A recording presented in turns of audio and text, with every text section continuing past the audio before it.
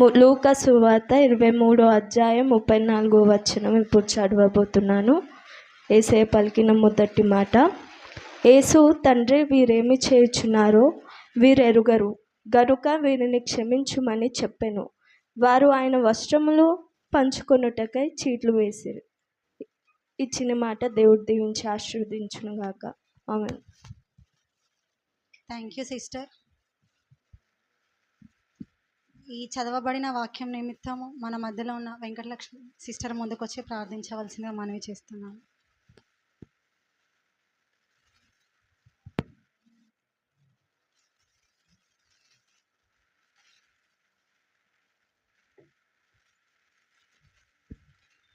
స్తోత్రములు తండ్రి, స్తోత్రములు దేవా, పరిశుద్ధుడా, ప్రేమగల తండ్రి, జాలిగల దేవా, దయగల తండ్రి, ఆశ్చర్యకరుడా, నీకు వందనాలు, స్తోత్రాలు తండ్రి. దినమిచ్చినందుకు వందనాలు, శుభశుక్రవారం దినమును బట్టి నీకు వందనాలు, కృతజ్ఞత స్తుతులు తండ్రి. మా కోసం సిలువలో ప్రాణం పెట్టిన యేసయ్యా నీకు వందనాలు, స్తోత్రాలు తండ్రి. నా ప్రభ రక్షకుడా నీకు స్తోత్రములు తండ్రి. నాయనా, నువ్వు సిలువలో పలికిన ఈ మొదట మాట చెప్పుచున్న బిడ్డని నీ సిలువ చాటున మరుగుపరుచుకుని నాతో మాతో అందరితో మీరు మాట్లాడండి ప్రభా. నా తండ్రి, విని విడిచిపెట్టక మేము దాన్ని గ్రహించి దాని ప్రకారం నడుచుకుంటూ సహాయం చేయండి తండ్రి. నీకు వందనాలు, స్తోత్రములు తండ్రి.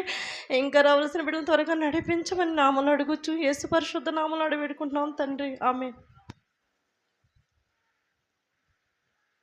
Thank you Venkatalakshmi sister. ఈ సందర్భంగా దేవుని మొదటి మాట, దైవక మాట మన మధ్య పంచుకోవడానికి దైవజనుడు పాస్టర్ సుదర్శన్ గారిని ఈ వేదిక మీదకి ఆహ్వానిస్తుంది.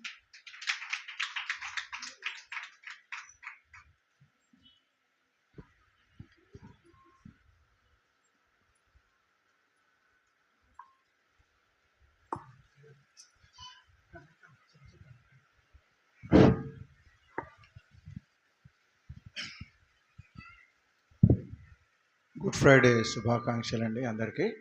రోపేట వందనాలు.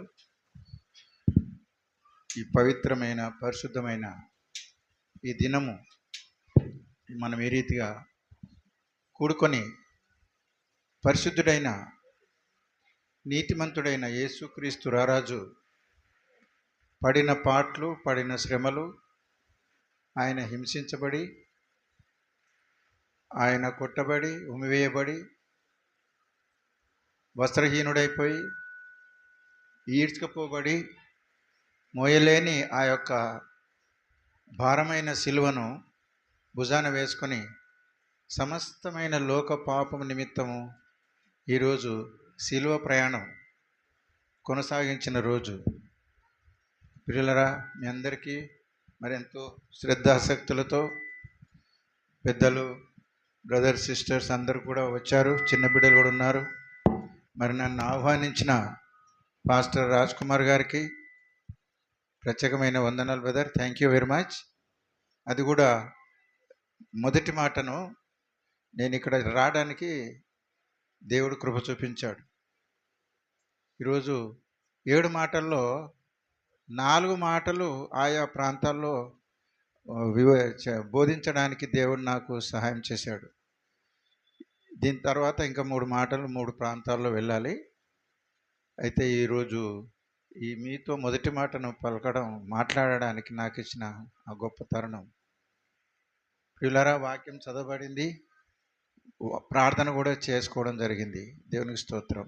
మనకు 20 మినిట్స్ మాత్రమే ఈ యొక్క ప్రతి వర్తమానము 15 to 20 మినిట్స్ మాత్రమే. ఎందుకంటే మనము 7 మాటలు మనం ధ్యానించుకోవాలి కాబట్టి ఎక్కువ సమయం తీసుకోకుండా మొదటి మాట యొక్క ప్రాముఖ్యత. యేసుక్రీస్తు ప్రభువారు ఈ లోకానికి రక్షకుడు అని మనకు తెలుసు. అయితే క్షమాపణ మనసు, క్షమాగుణము ఆయనలో కలిగి ఉండడం వల్లనే ఈ సర్వలోకానికి రక్షకుడుగా ఆయన పిలువబడుతున్నాడు. ఆయన పగ తీర్చుకునే మనసు ఆయనకు లేదు. శత్రుత్వము ఎవరి మీద ఆయనకు లేదు. ఎవరిని కూడా బాధ పెట్టేవాడు కాదు. ఎవరితో ద్వేషపూరితంగా మాట్లాడినవాడు కాదు. ఎవరి మీద కూడా అసభ్యంగా మాట్లాడినవాడు కూడా కాదు. బాధ పెట్టిన వారిని, తిట్టిన వారిని, కొట్టిన వారిని, వస్త్రహీనుడు చేసిన వారిని, ఉమ్మి వేసిన వారిని, మేకులు కొట్టిన వారిని, తల మీద ముళ్ళ కిరీటం పెట్టిన వారికి, వస్త్రహీనుని చేసిన వారిని, వీడి దయ్యాలకు శక్తితోని ఈ యొక్క దయ్యాలు వెళ్ళగొడుతున్నాడు, తిండిపోతని, పాపులతో స్నేహం చేసేవాడని ఎన్నో రీతిలుగా ఆయనను నానా విధాలుగా హింసించారు, తిట్టారు, బాధ పెట్టారు, అపహాస్యము చేశారు. నీవు దిగు, నన్ను కూడా దించన్నాడు దొంగ. ఆ ఇరుపక్కల కూడా ఇద్దరు దొంగలు ఉన్నారు. మన అనేక పర్యాయములు ఈ యొక్క శిల్వ ధ్యాన సంబంధమైన బల్లలో మనము చేయవేయక ముందు ప్రతి వారం కూడా ఈ యొక్క శిలువలో యేసు పలికిన మాటలు, ఆయన దయాళుత్వము, ఆయన ప్రేమ, ఆయన కరుణ, ఆయన జాలి ఎలాగా చూపిస్తాడు, మనల్ని ఎలాగ క్షమిస్తూ ఉన్నాడు అనే విషయాన్ని మనం ధ్యానిస్తూ ఉన్నాం. చాలా సంఘాల్లో దేవుని బిడ్డలారా ఈ విధమైన యొక్క పశ్చాత్తాపము పొందాలి, ప్రతి వారం మనం మనసు పొందాలి, మనసు మార్చుకోవాలని చాలా చోట్ల చెప్పరు. ఆశీర్వాదాలకు సంబంధించిన వాక్యమే ఎక్కువగా బోధించడం నేను వింటున్నాను, చూస్తున్నాను కూడా. కానీ దేవుని బిడ్డలారా, దేవుని ద్వారా మనము నేర్చుకోవాల్సినవి చాలా ఉన్నాయి. ఆయన ఎటువంటి వారినైనా కూడా ఆయనకు ద్వేషం లేదు, ఎటువంటి వారిపైన కూడా ఆయన పగ ఉండదు.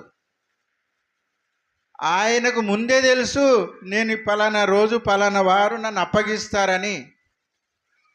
అప్పగించబోయే మనిషి కూడా ఆయనకు తెలుసు,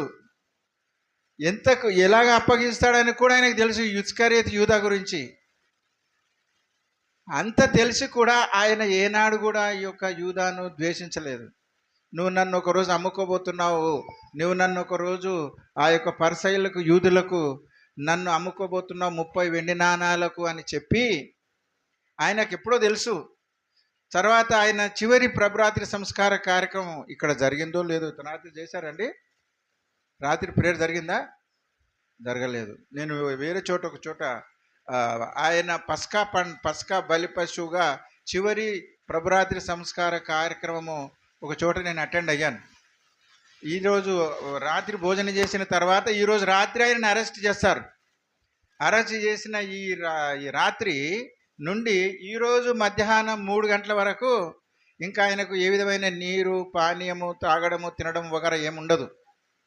పూర్తిగా దేవుని బిడ్డలారా పైనుంచి రక్తమంతా కారిపోతూ, రక్తమంతా స్రవిస్తూ బాడీ మీద, శరీరం మీద ఏ అవయవం కూడా ఖాళీగా లేదు. కొరడాలతో కొట్టడము, అరచేతులతో కొట్టడము, ఇంకా తలపైన ముళ్ళ కిరీటం పెట్టడము, బాడీ అంతా రక్తసిక్తం అయిపోయింది. బాడీ అంతా కూడా అసలు ఆయన మాట్లాడలేని పరిస్థితిలో మిట్ట మధ్యాహ్నం ఉదయం 9 గంటలకు ఆయనను శిలువ మీద ఎక్కించారట. మధ్యాహ్నం 3 గంటలకు ఆయన తన ప్రాణాన్ని, ఆత్మను తండ్రికి అప్పగిస్తాడు. మిగతా 2, 3, 4, 5, 7 మాటల్లో ఇవన్నీ వివరాలు మీకు వివరించుతారు పెద్దలు, ఎవరైతే అపాయింట్ చేయబడ్డారో వాళ్ళు. ఈరోజు మొట్టమొదటి మాటలో మార్క్స్ వార్త 11వ అధ్యాయంలో ఒక మాట మనం చదువుకుందామండి. మార్క్స్ వార్త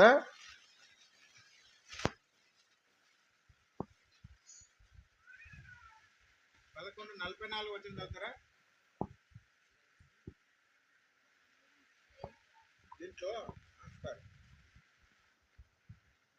11వ అధ్యాయము నేను చెప్తాను 25. మీకు ఒకని మీద విరోధమయమైనను కలిగి ఉన్న ఎడల మీరు నిలువబడి ప్రార్థన చేయనప్పుడెల్లను వాని క్షమించుడి. అప్పుడు పరలోకమందున్న మీ తండ్రియు మీ పాపములు క్షమించును. అది దేని బిడ్డలారా, మనము క్షమించకపోతే పగ పెరుగుతుంది. ఎవరైతే మనకు ద్వేషపూరితంగానో, పగతోనో, కోపంతోనో, ఆవేశంతోనో, ఓర్వలేకనో మనల్ని ఎవరైనా ఇబ్బంది పెట్టి బాధ పెడితే వాళ్ళ మీద మనం ప్రతీకారం తీర్చుకోవాలని, వాళ్ళ మీద ప్రతిచర్య మనం తీసుకోవాలి. వాడు ఇంత మాట అంటాడా, వాడు నన్ను అర్థం చేసుకోలేదు, నన్ను ఇలాగన్నాడు అలాగన్నాడు అని మనం మనసులో పెట్టుకుంటాం. అన్నీ అవకాశం వచ్చినప్పుడు మళ్ళీ వాళ్ళకు మనకు రివర్స్ వాళ్ళకు ఆన్సర్ ఇవ్వడము, వాళ్ళ మీద మనము ద్వేషపూరితమైన మాటలు మాట్లాడము, కొట్టి చాలా చోట్ల చాలామంది మర్డర్సే చేసుకుంటున్నారు. వాడు నన్ను తిట్టాడు, వీడు నన్ను తిట్టాడు అని రకరకాలుగా ద్వేషాలు. ఇక్కడ వాక్యం ఏం సెలవిస్తుందంటే, మీకు ఎవరి మీదనైనా ద్వేషం, ఇక్కడ ఉన్నవారు చెప్పండి, అందరు మీరు సమాధానంగా ఉన్నారండి? ఆల్ ద పీపుల్, ఎవరైతే మీతోని మనం కలిసి మాట్లాడుకొని బంధువులము, స్నేహితులము, మిత్రులము, కుటుంబము, ఆ, సభ్యులు కానీ, స్నేహితులు కానీ, ఆఫీసులో కానీ అందరితో మనం సమాధానంగా ఉన్నామా? ఉండం.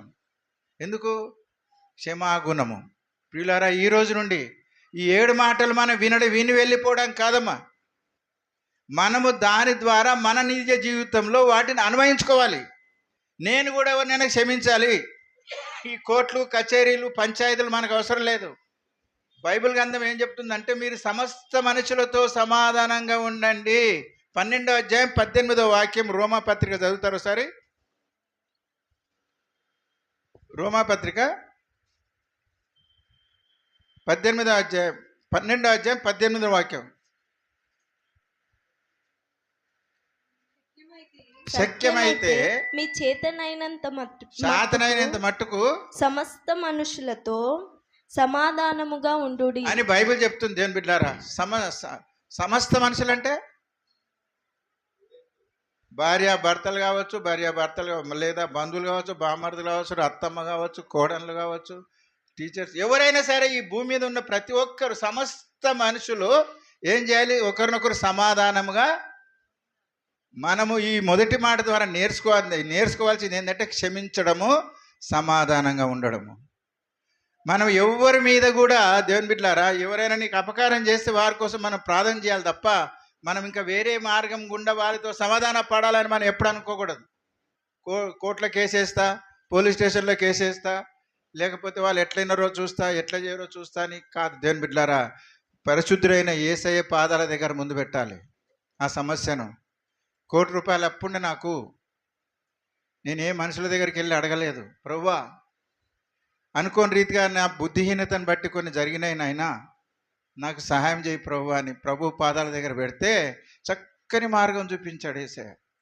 నువ్వు ఇలాగైతే ఇది తీర్చుకుంటావు, నువ్వు ఇలాగైతే ఇది నువ్వు చెల్లించుకోగలుగుతావు, ఇంకా నీ ఎవరికి బాకీ ఉండే అవసరము లేదు అని చక్కని మార్గము ఓపెన్ చేశాడు నా కోసం. దానిలో దేవుని బిడ్డలారా, ట్యూషన్ మంచిగా BSc, BEd, MSc చదువుకున్న పిల్లలు ఉన్నారు ఇంట్లో. నాకు కొడుకు, కోడళ్ళు, బిడ్డలు అందరూ, మీరు ఒక మంచి ట్యూషన్ స్కూల్ ఓపెన్ చేయండి, ట్యూషన్ ఇన్స్టిట్యూషన్ ఓపెన్ చేయండి అని చెప్పాడు. దేవుడే చెప్పాడు. ఇంట్లో ఒకరు ఉండేవారు, ఆ 6,000 చేంజ్ ఏదో కిరాయి ఇచ్చేవారు. వాళ్ళని కాల్ చేయించి ఆ 2 పోర్షన్స్ ట్యూషన్ పిల్లల్ని పెడదామని చెప్పేసి దేవుడు ఆలోచన కలగజేశాడు. 2 months వరకు ఎవరు రాలే పిల్లలు. బోర్డు పెట్టాం, అడ్వర్టైజ్మెంట్ చేశాం. ఏ ఒక్క చిన్నోళ్ళు కానీ పెద్దోళ్ళు కానీ home tuitions from so and so class నుండి సో అండ్ సో క్లాస్ అని ఒక్కరు రాలేదు. 1 month అయిపోయింది, 2 months అయిపోయింది. అప్పుడు మా వాళ్ళు అంటారు, నువ్వు వాళ్ళని ఉన్నోళ్ళని నిలగొడితివి, ఆ ఉన్న 6,000 7,000 వస్తే మన ఖర్చులకు సరిపోవును, ఉన్న వాళ్ళని ఖాళీ చేస్తారు మీరు. ఈ విధంగా మనం ఇప్పుడు డబ్బులతో కొరత చాలా ఉంది కదా అని చెప్పి అనుకున్నారు ఇంట్లో. ప్రియమైన వాళ్ళారా, ప్రభువు నమ్మదగిన వాడు. మీరేం బాధపడకండమ్మా. ఆలస్యం జరిగిందంటే అది మన మంచి కోసమే.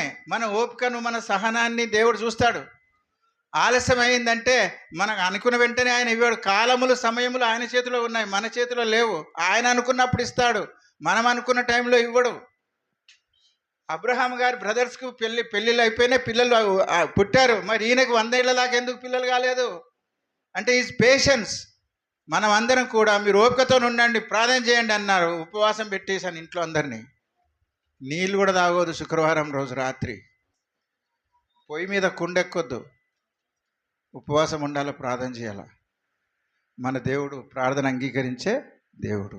కన్నీటితో ప్రార్థన చేశాం, ప్రభువా నీకు మహిమ రావాలంటే ఇదిగో పలానా సమస్య తీరాలి నాయన అని ప్రార్థన చేస్తామా. ఇప్పుడు నియర్లీ 25 members ఉన్నారండి. ఒక్కరు లేని చోట, ₹1 కూడా ఆదాయం రాని చోట 25 members స్టూడెంట్స్ని దేవుడు ఇచ్చాడు. అన్ని రకాల క్లాసెస్, LKG నుండి ఇంటర్ డిగ్రీ వరకు. ఇప్పుడు ఏమంటారమ్మా అని మా పిల్లల్ని అడిగాను, ఏందమ్మా మీరు అప్పుడు తొందరపడిపోయినారు, ఏమైంది ఎవరు రాలేదు అన్నారు. మన ప్రార్థనకు దేవుడు ప్రతిఫలము ఇచ్చినాడు.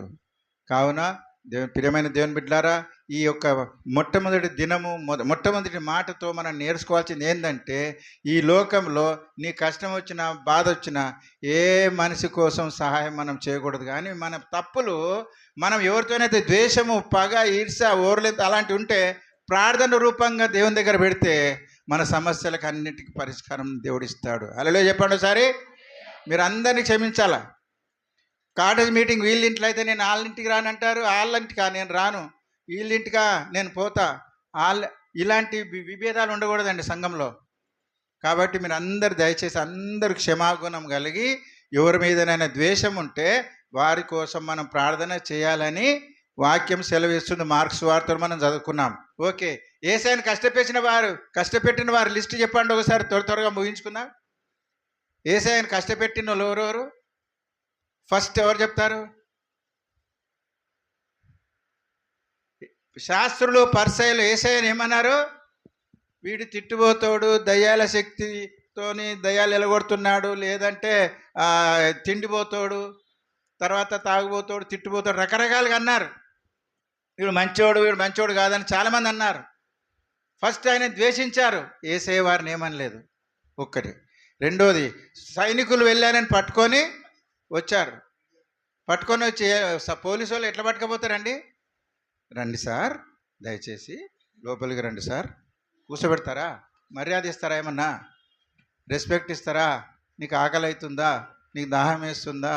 స్లోగా మెల్లగరా, లేదంటే నువ్వు ఎప్పుడు తిన్నావు, మళ్ళీ ఏమైనా ఆకలే, ఏ విధమైన పలకరింపులు ఉండవు. నడురా అన్నాడు. అందుకే 22వ అధ్యాయం ఉంటుందండి లూకాసు వార్త. ఈడ్చుకపోయి పెట్టిరాడు శిలువ మీద. ఈడ్చుకపోవడం అంటే ఇంకా అది ఇప్పుడు ఎక్స్ప్లెయిన్ చేయడానికి టైం సరిపోదు. గుంజుకొని వెళ్ళిపోతారు అనమాట. రాకపోతే అది కాళ్ళు గిరికపోతుంటాయి, బట్టలు ఊడిపోతూ ఉంటాయి, చినిగిపోతూ ఉంటాయి, నొప్పి వేస్తూ ఉంటుంది. తీసుకుపోయి నడు అని చెప్పి చాలా కోపంతో, ద్వేషంతో ఎట్లా ఉంటుందంటే ఇంకా మనిషే కాదు, ఇది ఏదో వస్తువులా గుంజుకుపోతారు. అలాంటి వారిని కూడా వాళ్ళు యేసును బాధ పెట్టిన వాళ్ళేనా? ఓకే. మళ్ళీ మేకులు కొట్టిన వాళ్ళు ఎవరు చెప్పండి అమ్మా? శాస్త్రులను క్షమించాడు, పరిసయ్యులను క్షమించాడు. ఇస్కరియోతు యూదా ఎవరు? అమ్ముకున్నది ఎవరు? ఎవరికన్నా చెప్పినాడు ఆయన? యూదా ఇస్కరియోతు నన్ను అమ్ముకుంటాడు, 30 వెండి నాణాలకు నన్ను అమ్ముకుంటాడు, నన్ను అప్పగిస్తాడని చెప్పి ఎవరితోనని చెప్పినాడా? బైబిల్లో ఉందా? లేదు. లాస్ట్ రోజు ఈరోజు రాత్రి అయితే అరెస్ట్ అవుతాడు అనుకో, ఆ సమయానికి కూడా అతను క్షమించి మీలో ఒకడు చేయి ముంచేవాడు నన్ను అప్పగిస్తాడు అని చెప్పాడు. అప్పుడు అందరూ నేనా నేనా నేనా నేనా అని ఒకరినొకరు అనుకుంటున్నారంట. చివరికి ఈయన కూడా అన్నాడు, యూదా ఇస్కరియోతు కూడా నేనా అంటే ఈయనేమన్నా నువ్వు అన్నట్టే అన్నాడు. ఆయన అప్పుడైనా రియలైజ్ కాలేదు. దేవుని బిడ్డలారా, ఆయనను క్షమించాడు. 3.5 సంవత్సరాలు ఎంబడి సేవ చేసి నమ్మక ద్రోహము, ఆయన దగ్గర డబ్బు సంచి దగ్గర పెట్టుకొని డబ్బులు దొంగిలించిన సంగతి కూడా దేవునికి యేసయ్యకి తెలుసు. కానీ ఆయన ఒక్క మాట కూడా అనలేదు. అప్పగించిన శిష్యుని క్షమించాడు, మేకులు కొట్టినని క్షమించాడు, దూషించులోని క్షమించాడు. ఈ దొంగలు ఈ పక్క ఆ పక్క ఉన్న దొంగలు కూడా నిన్ను రక్షించుకొని నన్ను కూడా రక్షించాయి అంటున్నాడు ఒక దొంగ.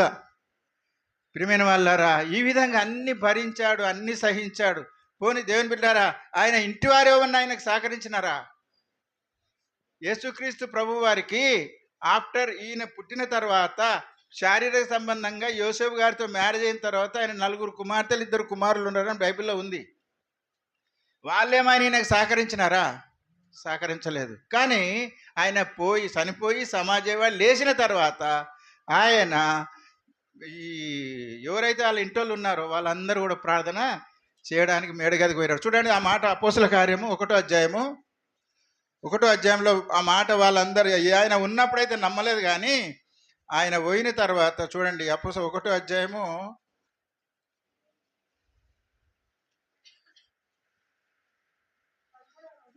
చదవండి అమ్మా. వారు పట్టణములో ప్రవేశించి తాము బస చేయుచుండిన మేడగదిలోనికి ఎక్కిపోయిరి. వారెవరనగా పేతురు, యోహాను, యాకోబు, ఆంద్రేయ, ఫిలిప్పు, తోమా, బర్తలోమై, మత్తయి, అల్ఫాయి కుమారుడగు యాకోబు, జేలోతే అనబడిన సీమోను, యాకోబు కుమారుడగు యూదా అనువారు. వీరందరూ వీరితో కూడా కొందరు స్త్రీలను యేసు తల్లి అయిన మరియయు ఆయన సహోదరులను ఏకమనసుతో ఆయన సహోదరులు అనగా యేసుక్రీస్తు వారి బ్రదర్స్, యంగర్ బ్రదర్స్. వీళ్ళందరూ ఏడున్నారు ఇప్పుడు? మేడగదిలో ప్రార్థన చేస్తూ ఉన్నారు. పోనీ వాళ్ళు ఎప్పుడన్నా ఈయన పరిచర్య చేస్తున్నప్పుడు ఆయనకు సపోర్ట్ చేసినారా? ఆయనకు పరిచర్య చేసినారా? పిచ్చోడు, ఎర్రోడు, ఎక్కడ తిరుగుతున్నాడో ఏమో, ఏదో ఒకటి చేస్తూ ఉంటాడని అంటారు. యోహాను సువార్త 7వ అధ్యాయంలో మీరు తర్వాత చదువుకోండి. వాడు ఎర్రోడు అయిపోయిండు, పిచ్చోడు అయిపోయిండు అంటున్నారు వాళ్ళ బ్రదర్స్, ఇంటోళ్ళు కూడా. నో బడీ సపోర్టెడ్ ఇన్ ఈ సర్వీస్.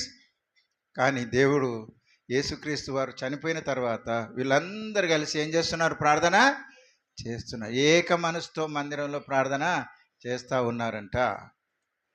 వారిని ఏమనలేదు ఇంటోళ్ళని. ఇప్పుడు ఇండ్లలోనే సమాధానం లేదు, ఒకరినొకరు పడదు, ఒకరినొకరు సమాధానంగా ఉండరు, సంతోషంగా ఉండరు, కలిసిమెలిసి ఉండరు, అన్యోన్యంగా ఉండరు. 1 యోహాను 1వ అధ్యాయం 7వ వచనం చదవండి ఒకసారి. యోహాను రాసిన పత్రిక 1 యోహాను 1వ అధ్యాయం 7వ వచనం చదవండి.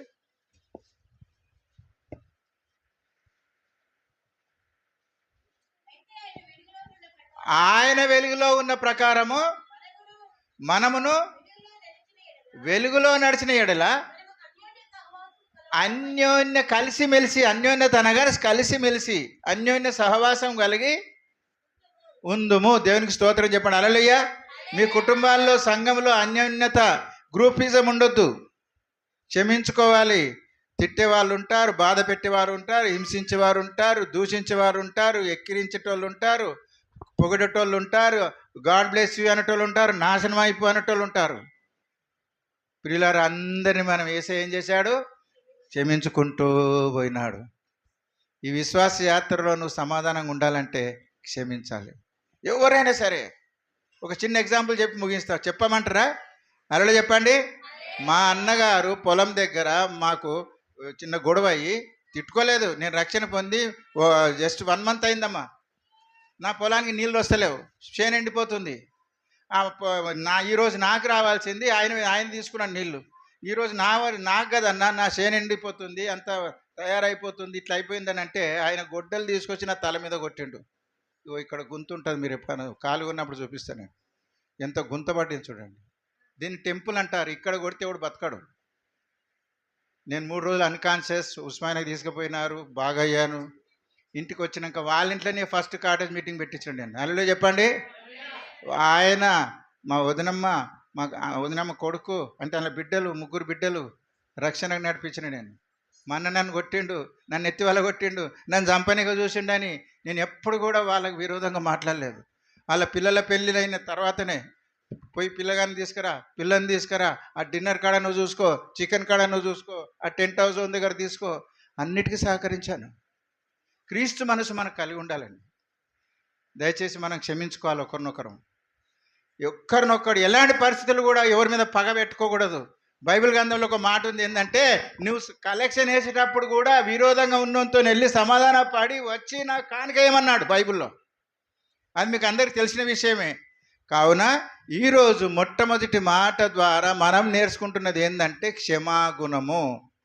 ఎవరైనా మన ఎడల తప్పు చేస్తే మనం తప్పకుండా వారిని క్షమించాలి. యథావిధిగా వాళ్ళతో అన్యోన్య సహవాసం కలిగి, వాళ్ళు అంటారు ఈ శరం తప్పిన వాళ్ళు, సిగ్గు తప్పిన వాళ్ళు మళ్ళీ వచ్చారు, మళ్ళీ మాట్లాడుతున్నారు, మళ్ళీ మా ఇంటికే వస్తున్నారు, మళ్ళీ మాతానికి అడుగుతున్నారు, మళ్ళీ మమ్మల్ని ముంగటేసుకొని వస్తున్నారు. కాదు కాదు కాదు అలాంటప్పుడు ఇంకా మనకు మనుషులందరినీ నేను పొగిడినప్పుడు అంట చూడండి 5:16 చదవండి. మత్తయి సువార్త 5:16. అలాంటి టైంలో మీరు ఏం బాధపడకండి. 5:16 చదవండి తొందరగా. మత్తయి సువార్త 5:16.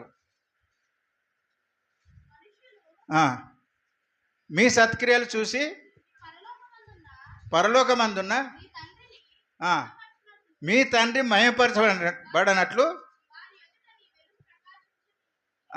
దేవుని బిడ్డలారా, మనం అందరి ముందర వీళ్ళు మంచివాళ్ళు, అందరు మనల్ని పొగుడతారని ఎప్పుడు కూడా అనుకోవద్దు. మనం దూషించే వాళ్ళు ఉంటారు, తిట్టే వాళ్ళు ఉంటారు, కానీ మన సత్క్రియ మాత్రము మానకూడదు.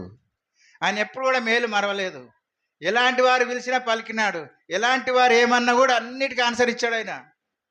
రోగగ్రస్తులైన, బాధపడేటోళ్ళైన దేవుని బిడ్డలారా, ఈ విధంగా ఇంకా 6 మాటలు మనం మాట్లాడుకొని చుండగా మీ అందరికీ నా మనవి, దయచేసి మనము క్షమాగుణం కలిగి ఉండాలి. ఈరోజు మొట్టమొదటి మాతో ఏం నేర్చుకోవాలి? మనము క్షమించుకుంటే సమాధానం, క్షమించుకుంటే రోగాలు రావు, క్షమించుకుంటే కోపాలు ఉండవు, క్షమించుకుంటే సమాధానం ఉంటుంది, క్షమించుకుంటే ఆరోగ్యం ఉంటుంది, క్షమించుకుంటే ఈ లోకంలో నీకు అన్ని విధాల సంతోషం ఉంటుందండి. క్షమించకపోతేనే మనకు పగ, ద్వేషము, ఓరలేనితనము, ఈర్ష్య, వాళ్ళన్నగా మనం అసహించుకోవడం ఇలాంటి మన మనసులో నుండి ఈరోజు తీసివేసుకోవాలని యేసుక్రీస్తు పలికిన మొట్టమొదటి మాట ద్వారా మిమ్మల్ని అందరినీ హృదయపూర్వకంగా నేను కోరుతున్నాను. దయచేసి క్రీస్తు మనసు కలిగి మనం ఉందాం, క్షమాగుణము కలిగి ఉందాం. ఆయన ఎవరోని క్షమించాడో, ఎలా క్షమించాడో మీకు తెలుసు, ఇంకా నేను ఎక్కువ దానికి అవసరం లేదు. కానీ మనం విని, బైబిల్ గ్రంథంలో ఒక మాట ఉంటుందండి, మీరు వినివారు మాత్రమే ఉండి మిమ్మల్ని మీరు ఏం చేయొద్దు. యాకోబు 1:22-23 ఉంటుందండి. మనము క్షమించాలని ఈరోజు విన్నాం. మా ఇంటికి పక్క వాళ్ళని, వాళ్ళని, వీళ్ళని, బంధువులను, స్నేహితులను మనం క్షమించకపోతే, ఒకవేళ మనకు వ్యతిరేకంగా ఉన్న వాళ్ళు ఇప్పుడు ఉన్నారనుకోండి ఈ ఆడియన్స్లో, నిన్ననే దర్శన్ మదరి ఏం వాక్యం చెప్పిండు అమ్మా, ఏం వాక్యం చెప్పిండు అయ్యా, నువ్వు క్షమిస్తలేవు, నాతో మాట్లాడతలేవు, ముఖం తిప్పుకుంటున్నావు, నేనంటే కోప్పడుతున్నావు, నేనంటే అసహించుకుంటున్నావు. ఈ మాట మనకు రాకూడదు దేవుని బిడ్డలారా. కాబట్టి మనం అందరం ఏం చేయాలి? క్షమించండి. మీరు చెప్పండి, ఏం చేయాలి? క్షమాగుణము కలిగి ఎంతమంది జీవిస్తారు? చేయొద్దండి. మీ అందరికీ ప్రభు పేరిట వందనాలమ్మా. దయచేసి శత్రువుల కోసం ఏం చేయాలి మనం? ప్రార్థన. నాకు వాడు 3,000 బాకీ ఉన్నాడు, నరకుడలు ఉంటాడు, జనవరి తారీఖు తీసుకున్నాడు, 1వ తారీఖు 11వ తారీఖు ఇస్తున్నాడు. 1వ తారీఖు తీసుకున్నాడు, 11వ తారీఖు నాడు ఇస్తున్నాడు. ఇదే నెల. ప్రభు రమేష్కి పైసలు దొరికేటాడు చేయను ఆయన నేను ప్రార్థన చేస్తున్నాను ఇప్పుడు. ఎందుకంటే వానికి ఇస్తే వాడు నాకు ఇస్తాడు కదా. పిల్లరా, ఆ 3,000 తీసుకున్నాను, ఎట్టకన్నా దొరికేటాడు చేయను ఆయన అని, ఏదో కష్టం దొరకలేదో, పని దొరకలేదో, ఏదో ఒకటి దొరకలేదు, నీ బాధ పెట్టి వారి కోసం ప్రార్థన. నిజంగా నాకు పైసల లిమిట్ ఉంది, కానీ నా దగ్గర తీసుకున్నాడు, నాకు తొలగిస్తే నేను మళ్ళీ వాటిని రొటీన్ చేసుకొని మనం పనులు చేసుకోవచ్చు. కానీ ఇయ్యలేదు. ఆయన కోసం నేను ప్రార్థన చేస్తున్నా ఇప్పుడు. ప్రభువా, మనసున్న ఆయన ఆయనకు దొరికేటట్టు చెయ్యి, ఆయనకు రోజు పని దొరికేటట్టు చెయ్యు, ఆ పైసలు నాకు వచ్చేటట్టు చేయను ఆయన. ఈ విధంగా మనం నేర్చుకుందాం. దేవుడి వాక్య భాగాన్ని దీవించును గాక. చిన్న ప్రార్థన చేసుకుందాం. కళ్ళు మూసుకోండి. నెక్స్ట్ వాడి కోసం. పరిశుద్ధుడా, ప్రేమగల తండ్రి, దయాదాక్షిణ్య పూర్ణుడా, కృప సమృద్ధి గలవాడా, సర్వాధికారి, మాట తప్పనివాడా, సర్వశక్తిమంతుడా, అయ్యా, మీకు అవిధేయులమైన మేము, మీకు లోబడని మేము, నీ వాక్యాన్ని అనుసరించని మేము, అయ్యా, అయోగ్యులంగా నీ సన్నిధికి వచ్చి ఉన్నాం తండ్రి. అవునాయన, నువ్వు క్షమించే దేవుడవు. తప్పిపోయిన కుమారుడు ఎంతో నష్టం కలిగించినను ఆ తండ్రి ఏ విధంగా అయితే అయ్యా ప్రభువా ఆయన కోసం, కుమారుని కోసం ఎదురు చూశాడో, అంతకంటే ఎక్కువగా మీరు మీ చేతులు చాపి మమ్మల్ని అడుగుతూ ఉన్నారు.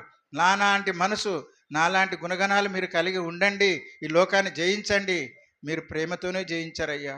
కొట్టినోని ప్రేమించావు, తిట్టినోని ప్రేమించావు, మేకులు కొట్టినోని క్షమించావు, బట్టలు ఊడదీసినోని క్షమించావు, కొరడాలు కొట్టినోని క్షమించావు, ఉమ్మి వేసినోని క్షమించావు. అయ్యా, నీ గుణము మాకు దయచేయండి ఆయన. విన్న బిడ్డలు ఉన్నాయన ప్రతి ఒక్కరిలో, ఎవరిలో కూడా నాయన పగ, ద్వేషము, ఈర్ష్య లేకుండా నీ మనసు కలిగి, నీలాంటి స్వభావం కలిగి మేము జీవించుటకు సహాయం చేసి మాయం పొందమని మిగతా సమయం అంతయు నీ అపరంజి పాదాలకు అప్పజెప్పుకొనొచ్చు నజరేయుడైన యేసు నామములో ప్రార్థన వేడుకొనుచున్నాం తండ్రి. ఆమేన్.